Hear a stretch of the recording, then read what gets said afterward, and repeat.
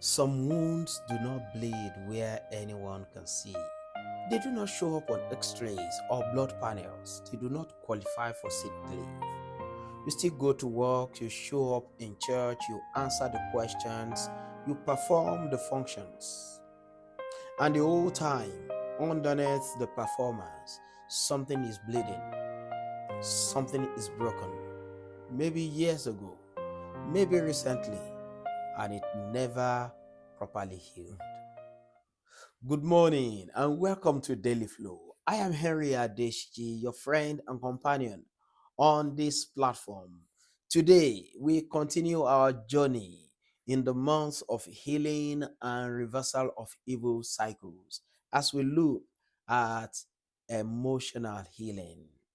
Our scripture for meditation today is taken from Psalm 147, verse 3. The psalmist declared, He heals the brokenhearted and binds up their wounds.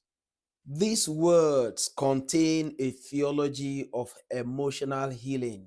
The Hebrew word translated brokenhearted means a shattered heart, not a bruised heart, not a disappointed heart, a shattered one, broken into pieces, that is fragmented. At the beginning of that phrase is Rapha, from the same root as Jehovah Rapha, which is used for this kind of healing too. God does not have one kind of healing for bodies and a different kind for emotions. He brings the same healing power, Rapha, to the broken heart, to the shattered heart. The second part of the verse says, and binds up their wounds. The Hebrew word for binds up is chabash, which means to wrap something up tightly, to bandage, to bind together for healing. It is the language of a physician treating a wound, not ignoring it, not telling the patient to push through it, carefully attending to it, giving it what it needs to heal. God is not asking you to pretend the emotional wound doesn't exist. He is asking you to bring it to the one who knows how to bandage what is bleeding and give it the care it needs to heal. Can we together identify a few wounds that sit around us every day that we do not even acknowledge? Why? Because unnamed wounds stay hidden and hidden wounds stay unhealed. The wound of abandonment, the wound that shapes every subsequent relationship you have since then. The wound of betrayal that says, do not trust again. It is not safe to be vulnerable. The wound of rejection, the wound that tells you there is something fundamentally wrong with you that makes you unlovable. The wound of loss, grief that was never properly processed, loss that was pushed down because life had to continue. The death, the divorce, the miscarriage, the dream that died. That sadness you never had the permission to fully feel. The interesting thing about emotional wounds is this: they do not heal with time alone. We tell people time heals, but time does not heal wounds, especially emotional wounds. It buries them. And buried wounds do not disappear. They influence from underground. They shape decisions and relationships and self-perception from places we cannot consciously access. What heal wounds is not time, it is the truth. The truth of God applied to specific wound. The specific lie the wound planted, met by the specific truth of God's word.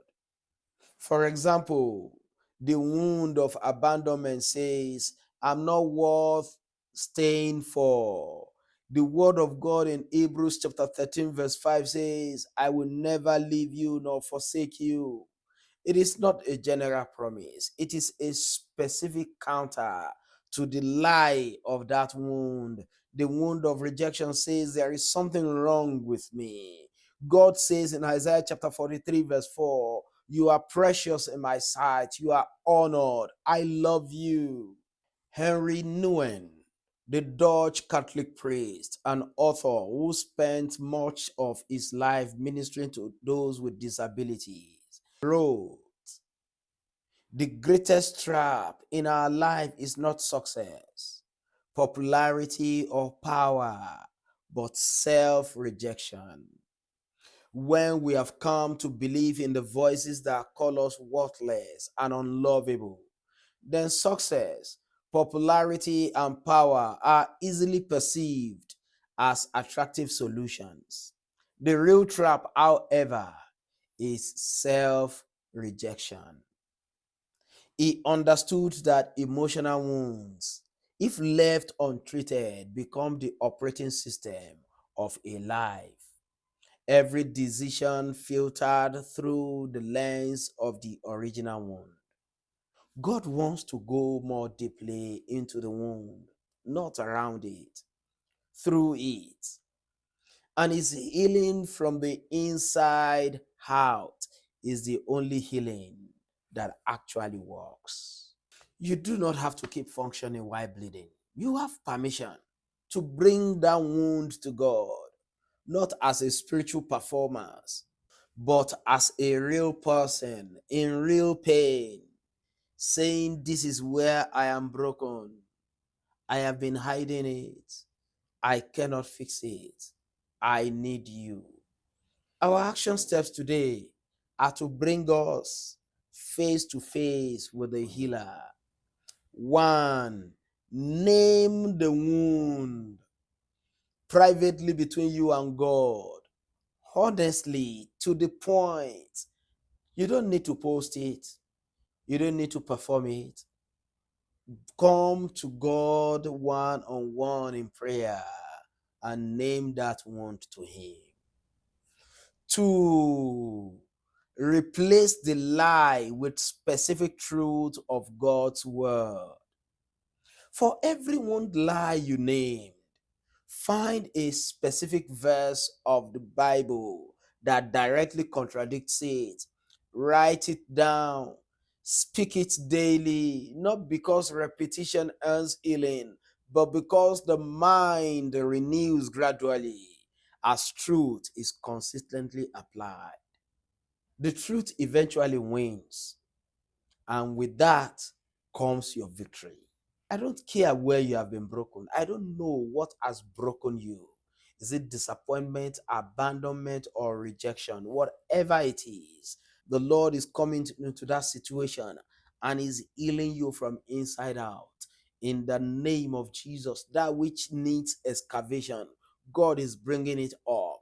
That which needs uncovering, God is uncovering it. And God is healing it.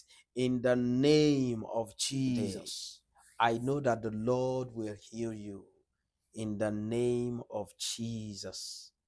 Don't forget, Jehovah Rapha, just the same way is interested in your physical well-being, He is interested in your emotional well-being. He will heal you and you will be well in Jesus' name. I remain your friend and companion on this platform, Henry Adesiji. I'll see you tomorrow.